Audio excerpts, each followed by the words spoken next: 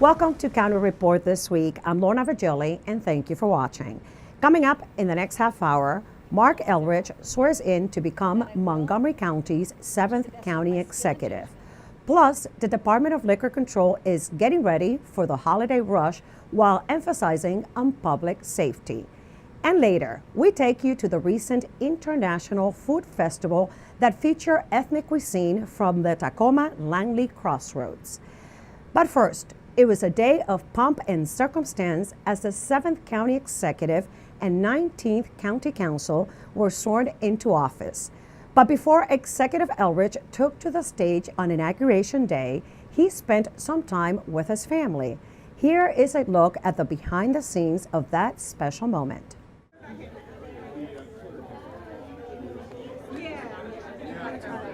I mean, it's exciting. It's still a little bit surreal. I'm looking forward to it. I'm actually looking forward to getting past all the celebration and stuff and getting back to normal and getting down to work.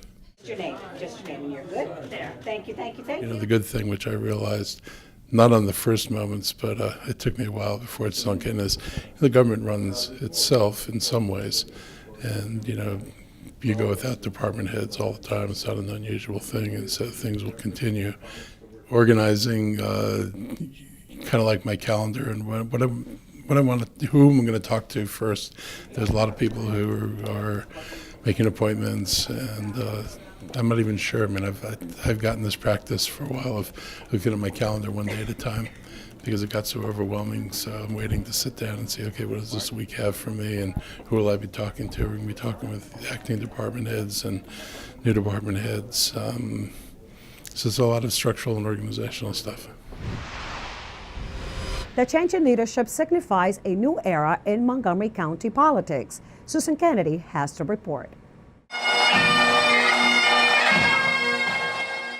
The 19th Montgomery County Council was sworn in before hundreds of people at the Music Center at Strathmore. Newly elected council members Gabe Albornoz, Andrew Friedson, Evan Glass, and Will Juando joined the 5 returning council members: Tom Hucker, Nancy Navarro, Sidney Katz, Craig Rice, and Hans Riemer. Congratulations.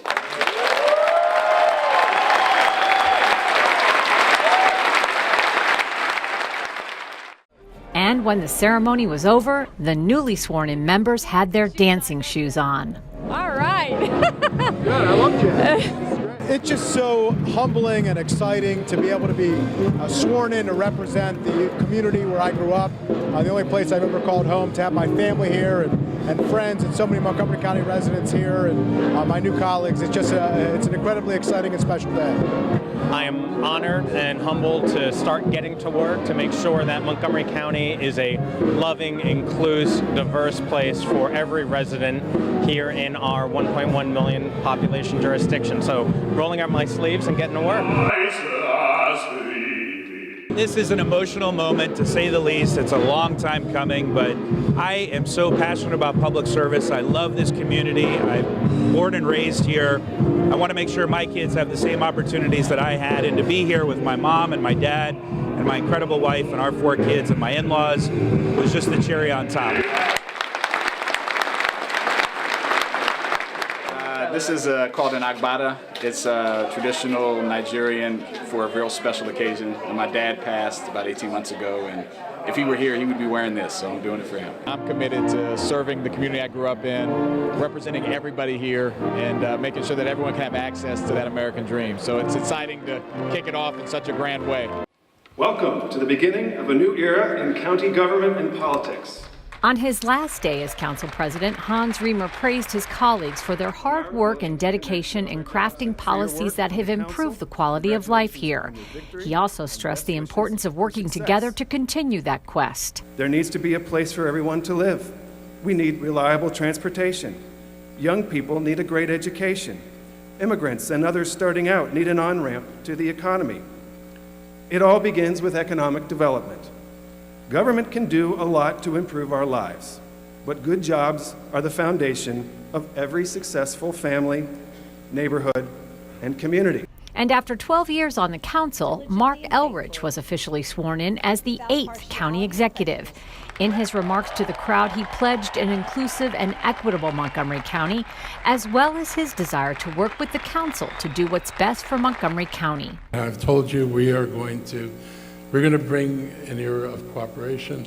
I've always been uncomfortable with the separation between the parts of our government, and I want to do more to bring us together. We're one government. We govern for the same purpose.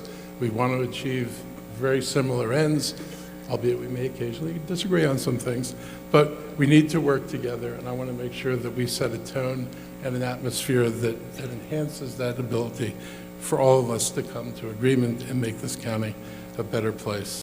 Dozens of officials were on hand for the day's ceremonies, including former County Executive Ike Leggett, who wrapped up 12 years of service in that position.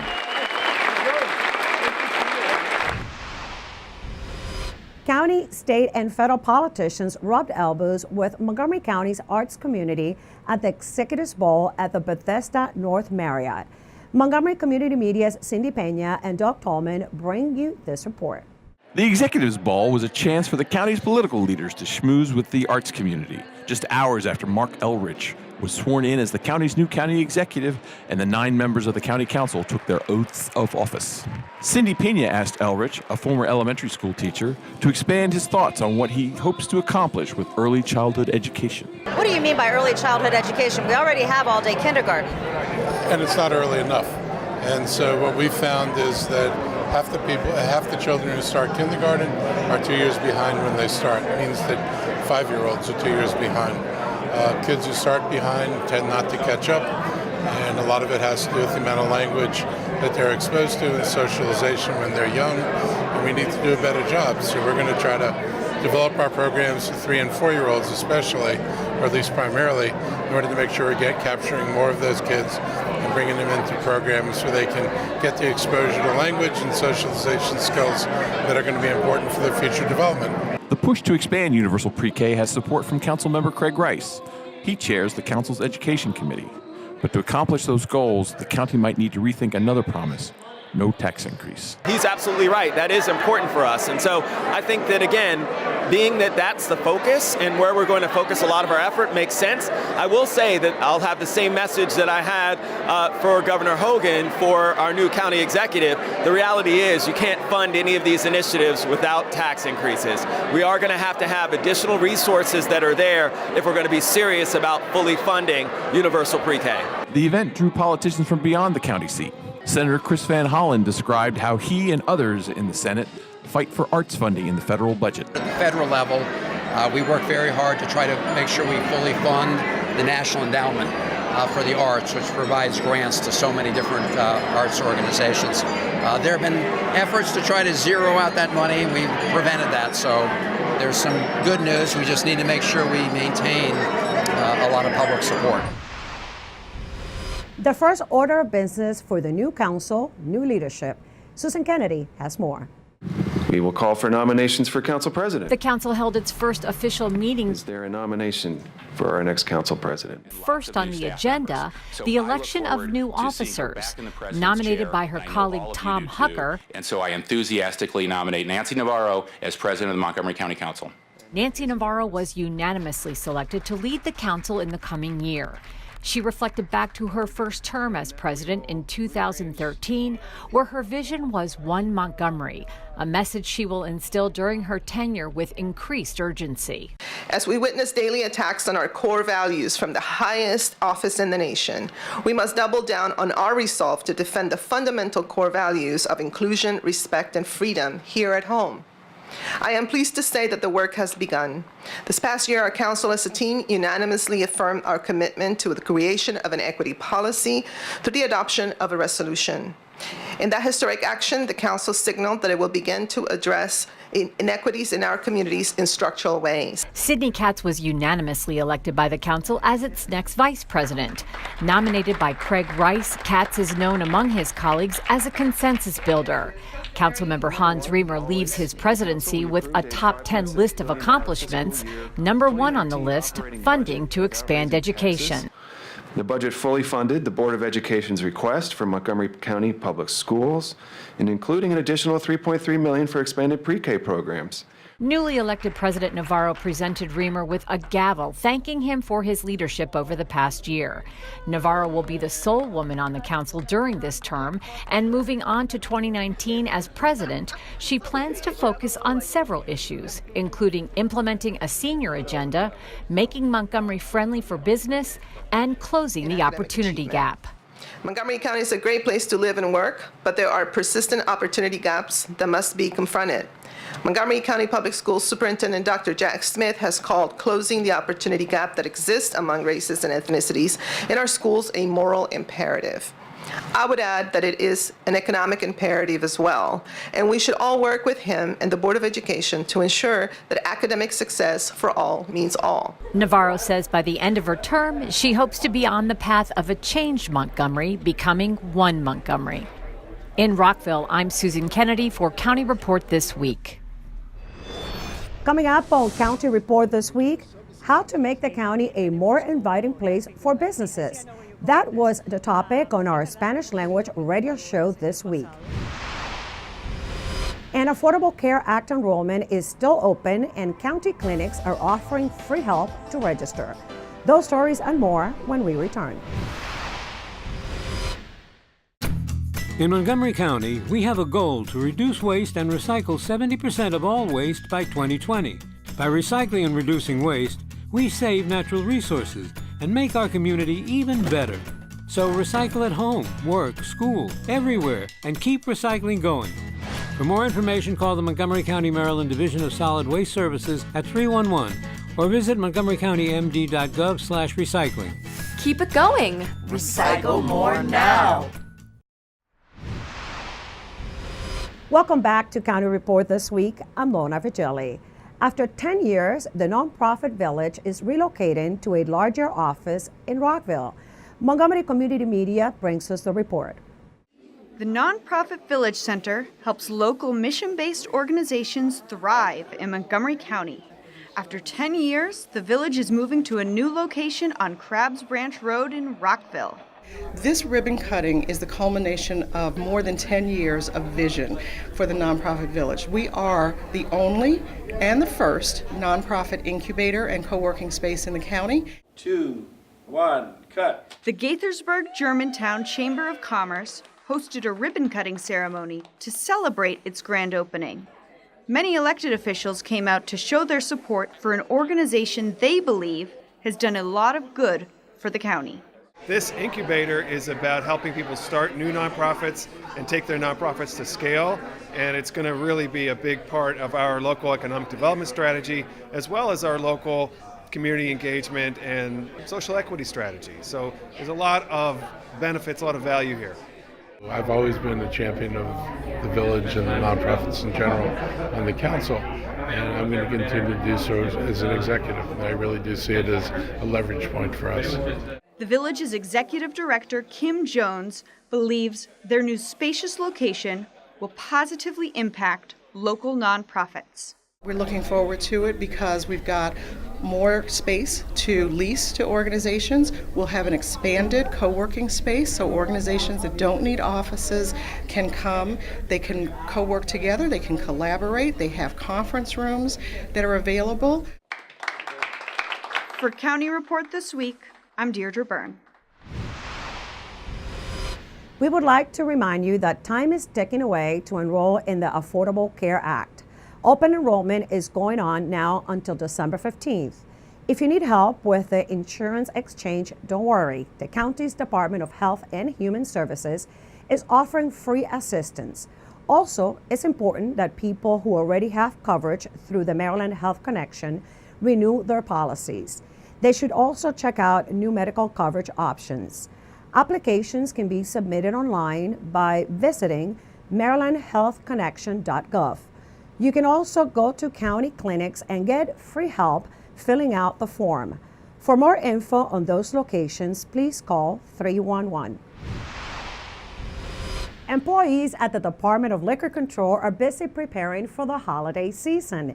DLC Director Robert Dorfman is joining us here to talk about sales and also the department's emphasis on public safety. Director, tell us, what is DLC doing? Hi, Lorna. Glad to be back. We're really excited about this upcoming holiday season.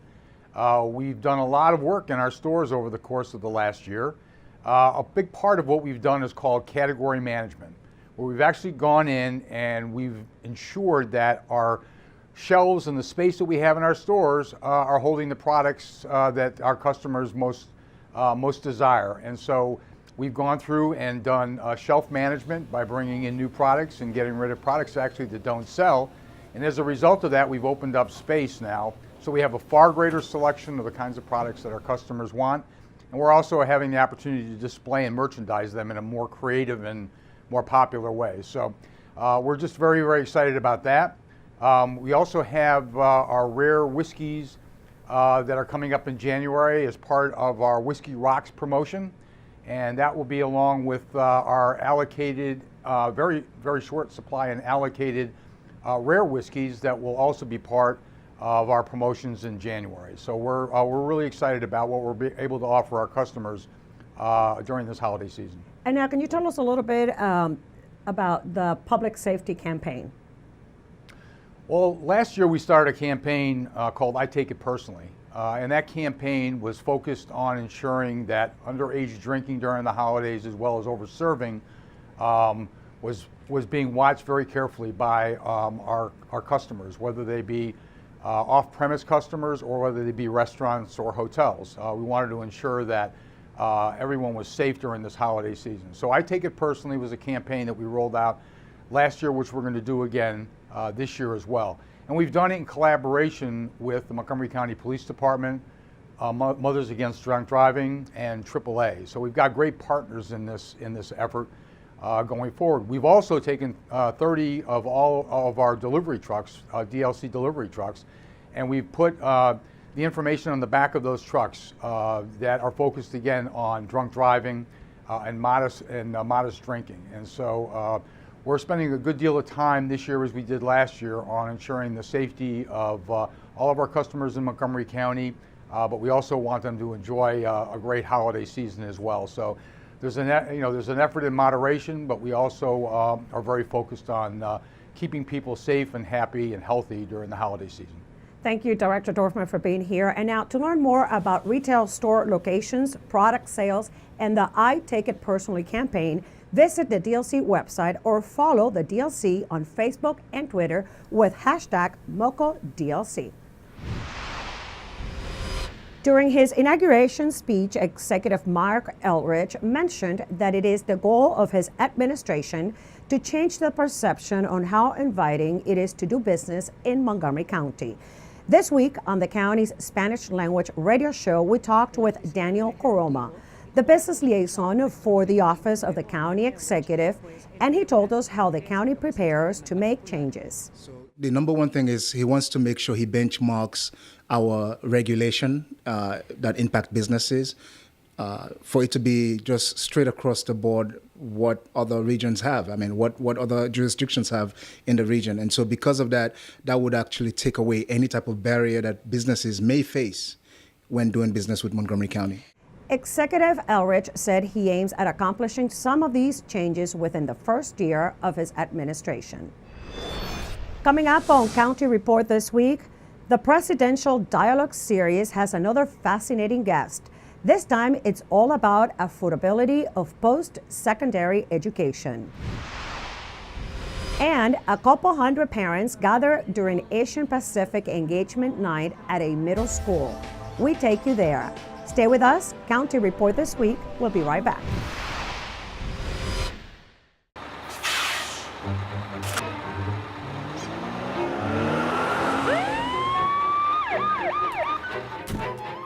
Hey, mister, down here.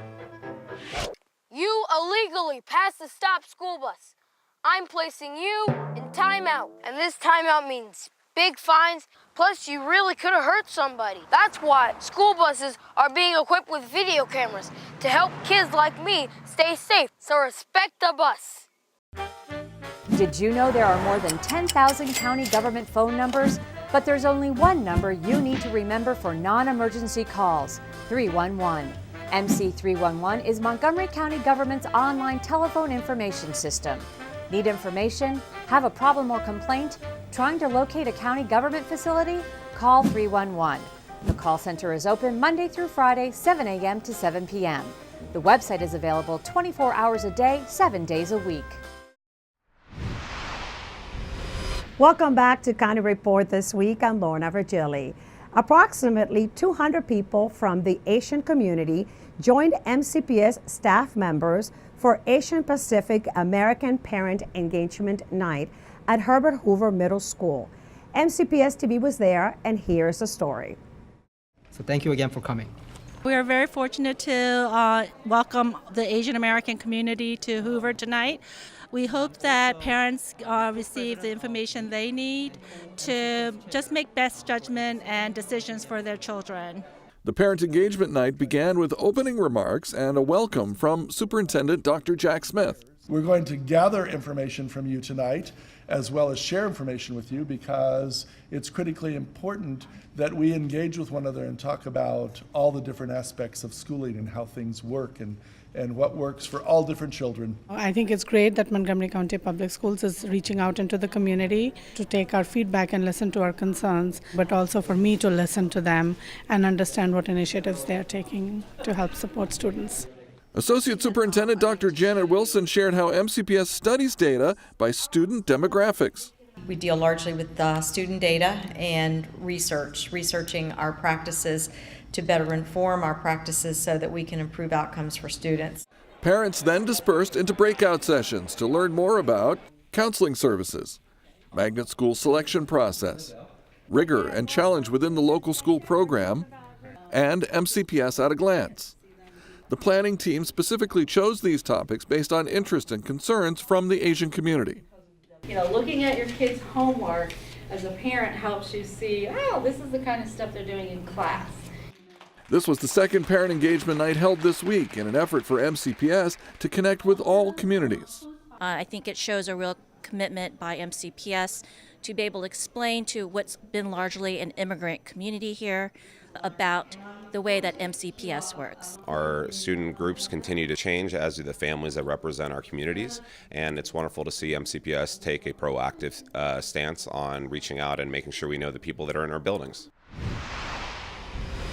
Neera Tandon comes to Montgomery College and talks with Montgomery College's president, Dr. Darian Pollard, about the affordability of post-secondary education. Montgomery College Dr. Darian Pollard welcomed Neera Tandon, President and CEO of the Center for American Progress, as her special guest for her Presidential Dialogue series. Under former President Barack Obama, Tandon was a key member of the health reform team that helped develop and pass the Affordable Care Act. I really believe that the way we're going to solve the problems we have in front of us are through ideas like radical inclusion, ensuring that we're listening to, hearing from pretty much everyone at the table, and so I really applaud the dialogue and the effort by the college. With the national climate and the tension growing in our environment, Dr. Pollard has chosen Politics of Radical Inclusion as the topic for her continuing dialogue series, selecting Tandon to be her guest. Well, we're so excited to have her here for a couple of good reasons. One is that she represents and leads one of the top think tanks in the country that's really looking at issues that relate to the issues we address here at the college. Poverty, access to higher education, very intentional work around these areas. So for us to have her here to be a part of this dialogue series is really important to us. Students who attended the lecture spoke about what's important to them and what affordable college means to their education. Getting that voice in terms of education, getting that voice in terms of equality and opportunity, and that's a very important issue right now, and I think she communicated that very well. We want to make sure that community college is free, maybe next year and throughout the future. Maryland State Senator representing District 17, covering Gaithersburg, Rockville, and Montgomery College, spoke with us and informed us of some of the available fundings that students aren't aware of that are available to them.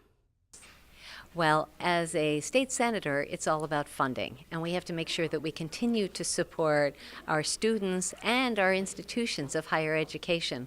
I'm very proud to stay connected to my senatorial scholars. We give out, every legislator has scholarship money, and not every student is aware of that. For County Report this week in Rockville, I'm Jesudian Cruz. Coming up on County Report this week, we take you to a night market where ethnic food is the star of the evening. Plus, we get to meet our pet of the week. Stay with us, we'll be right back. Interested in career success? Get to Montgomery College and we'll get you going. You can earn an associate's degree in only 2 years. With 3 campuses, award-winning faculty, and multiple online learning opportunities, Montgomery College will empower you to set your course and succeed. Want to pursue a bachelor's degree? If you start at MC, you can save 1/3 on total tuition costs of a 4-year program. Apply today.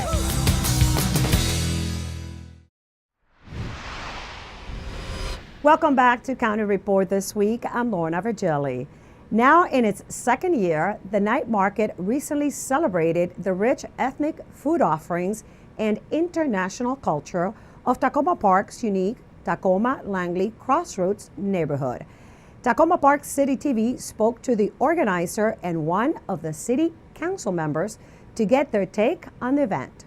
The Tacoma-Langley Crossroads Development Authority is the business association for the commercial district. And the night market is an opportunity to market and promote the businesses in our commercial district. The Business Association does a lot of expanded marketing for this event, and it's really an opportunity for a wide variety of visitors to come to the Crossroads, meet these businesses, hopefully find some favorites and return and make that entryway through the doorways of our businesses located in the Crossroads. And this is the 2nd year that we've been doing this event. It's been growing steadily, and we hope to continue on an annual basis. We've got our local restaurants vending some awesome food, pupusas and various grilled meats, and we have some fantastic Guatemalan coffee from El Coba Coffee. We also have a variety of regional craft vendors. The biggest goal of this, the night market, is to really try to bring the businesses that are in the Crossroads area to the residents that live nearby, and to kind of create this placemaking where we currently don't have many places to convene. So I'm excited about the night market. Our current markets typically happen on a Wednesday, when it's often challenging for residents who work 9 to 5s to be here, to be able to partake of the wonderful vendors that we have. So it's nice to be able to come out on a beautiful Saturday evening and enjoy some good food, listen to some great music, and sit around with neighbors. So people are really excited to have an opportunity to come and explore the Crossroads. It's an area that not everybody knows about, not everybody's aware of the various businesses and the unique items and the amazing food that you can get in the Crossroads. And this neighborhood doesn't always have an opportunity to come out on the weekends and enjoy the Crossroads. So this is also an opening to give the local community an opportunity to have some fun with our businesses and during the weekends. And now it's time to meet our pet of the week. Here we have Scooby. He's a 7-year-old American Pit Bull Terrier. He is very friendly, playful, and a super smart dog. He is very eager to learn and food motivated, so training is pretty easy with him. As you can see, he is very energetic and he loves wagging his tail. It never stops. Scooby would be a good dog in a home environment with kids 12 and older, as he is awaiting his forever home. Please call the Montgomery County Animal Services and Adoption Center at 240-773-5900 or visit Scooby on the web at montgomerycountymd.gov/ASD. And with that, we close this edition of County Report this week.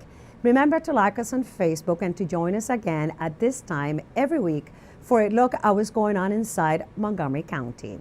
We leave you today with images from the Rockville Volunteer Fire Department's annual Hanukkah Fire Truck Parade. I'm Lorna Virgili, and thank you for watching.